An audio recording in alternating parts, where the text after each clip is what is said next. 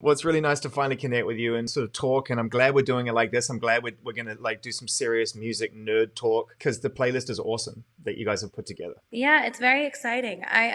It's funny because I only saw my submissions, and then when I saw the whole playlist, I was like, "This is so dope," but also so clear who picked which songs, and it's so funny. We're going to dive into all that. I want to talk about Stuck With You, obviously, because congrats. It's great to hear your voice. Just hear your voice right now. And as soon as this whole situation changed, you got to choose your moment as to when you want to speak or release something or say something or contribute. And what changed for you? So we just wanted to make something fun that also helps and kind of makes people feel, I think, less alone, I guess, or just can some like be hopefully somewhat uplifting. I think it's also like a really literally isolating time for people mentally too. So we wanted to put music out because music is the thing that makes people feel good. It's the thing that speaks most to people's spirits, and we just wanted to lift them. So we thought it would be better to do it this way with the, of course, working with the First Responders Children's Fund, and doing it that way made it feel much better and like hopefully it's making people feel good, we hope. It is. I mean, I'm looking at the reaction and listening to the way just the way that it worked in this house. When we played it for the first time and watching my kids respond to it, they love it, and it feels like a great moment. And I sort of wonder, like, this is a great singular experience to do some good, and it's great to hear you and Justin in a collaborative space. But I don't know if it's sort of symptomatic of how you're feeling creatively right now, and whether or not you've been able to find yourself in an inspired place through this, because it's been 2 months and it's been a real roller coaster. The quarantine prom playlist that you've put together with Justin, I have to ask this question because I would ask it of anybody making a prom playlist right now. What was your vibe during your prom? I never went to prom because I was working on Victorious at the time and we were having a lot of fun, and I kind of felt like I did have a high school experience with my castmates there. Yeah, but listen, we're not going to sit here and talk about Victorious. We'll save that for a later date, although there is an entire episode dedicated to that show because that show kind of raised our kids at one point for quite a long time. That makes me so happy. I love You that. killed that role. You killed that role. Thank you. But yeah, that was my prom. That's the closest I ever got to a prom. All right. And into Whitney Houston, I want to dance with somebody, again, very prom themed, but Whitney, I mean, the top three greatest singers of all time. Yeah, no, totally. When I was younger, my mom and everyone, we would just blast the divas: Whitney, Madonna, Mariah, Celine. It was a very vocal, gay musical house. Yeah. The word diva gets thrown around once someone is successful in all the wrong connotations. It gets completely Of course. misconstrued. And what it really Yeah. is it's an insult to strong female energy. And that could be female energy in women or in men or in bi or in transgender. It doesn't matter. That diva energy really is about taking control. And and that's what I love about that word. And yet people are like, oh, they're being a diva. And I'm like, that's the wrong use of Yeah, that I'm like, word. I hope so. I truly hope they are, because that means they've got an opinion and a drive and artistic integrity. They've got something to say. It means it's funny because you bring that up. I stopped doing like interviews for a really long time because I felt like whenever I would get into a position where somebody would try to say something for clickbait or twist my words or blah blah blah, like I would defend myself, and then people would be like, "Oh, she's a diva," and I was like, "This doesn't make any sense." Like, because I have an opinion about something that was like, something that has been completely whatever, like, or if I have an opinion artistically, or if I am directing something, or if I have something to say regarding a choice that's being made with my career or something, blah blah blah. It always was in the past kind of manipulated and turned into this negative thing, whereas I don't see that with men. It's like when men express their opinions or defend themselves or are directing something and making notes on something, they're brilliant and they're geniuses, and yeah, what a boss. And yet it's just so not the same thing with women, which I hope we can work on fixing. And of course, it's not always the case. It's not always that way, but it does make it kind of, it makes you want to quiet down a little bit, but I'm trying to also say fuck that. You know what I mean? I'm tired of seeing women silenced by it. I think there's this thing where like will hear something or be, oh, like she said this, and then it really sits with you, and you feel like, oh wow, should I not express myself anymore, or should I not have this fight that I want to have anymore, or should I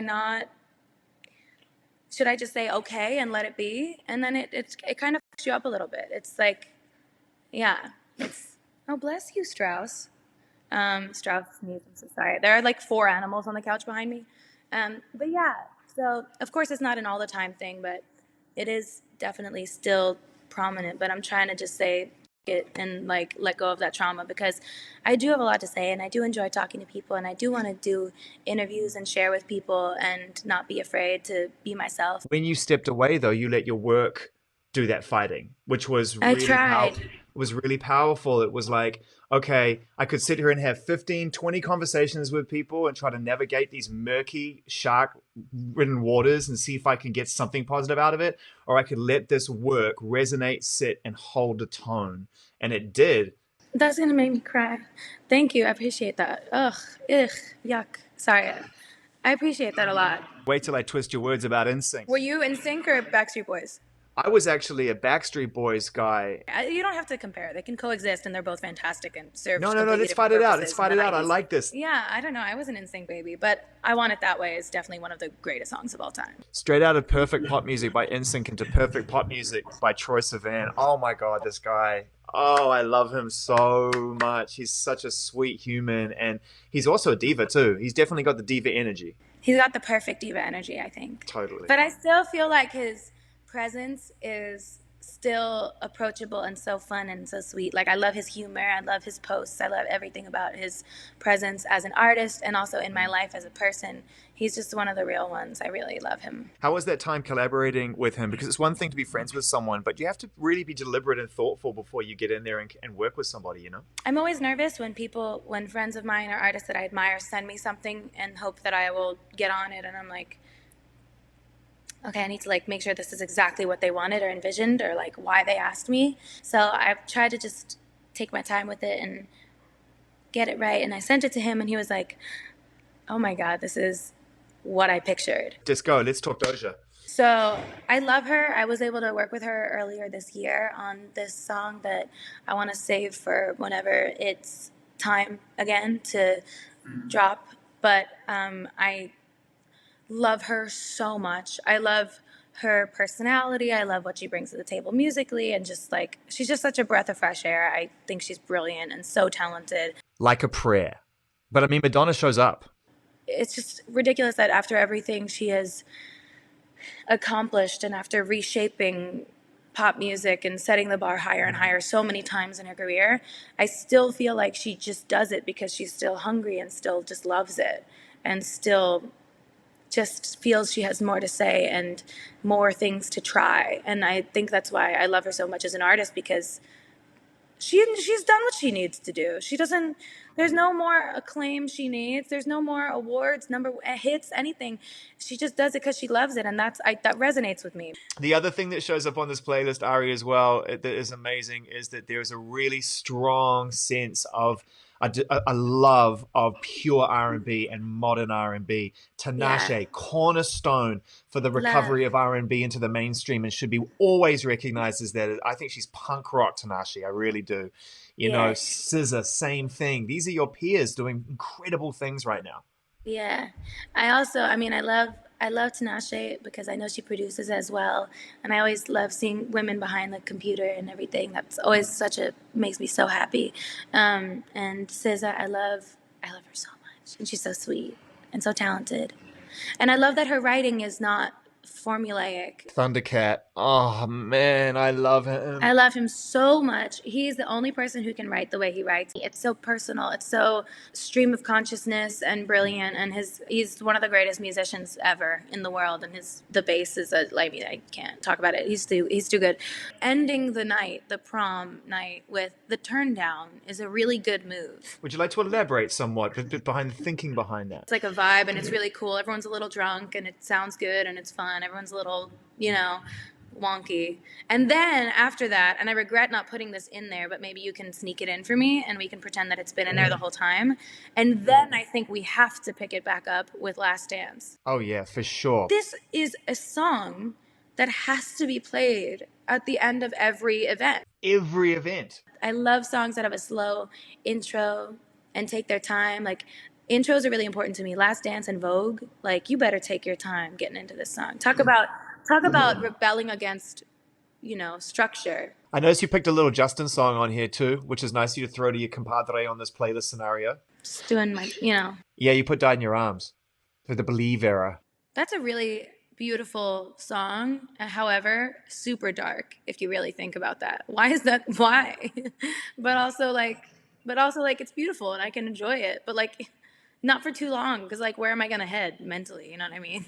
Yeah. I get it. I'm like, where? I'm like, this is such a nice song, and then I'm crying.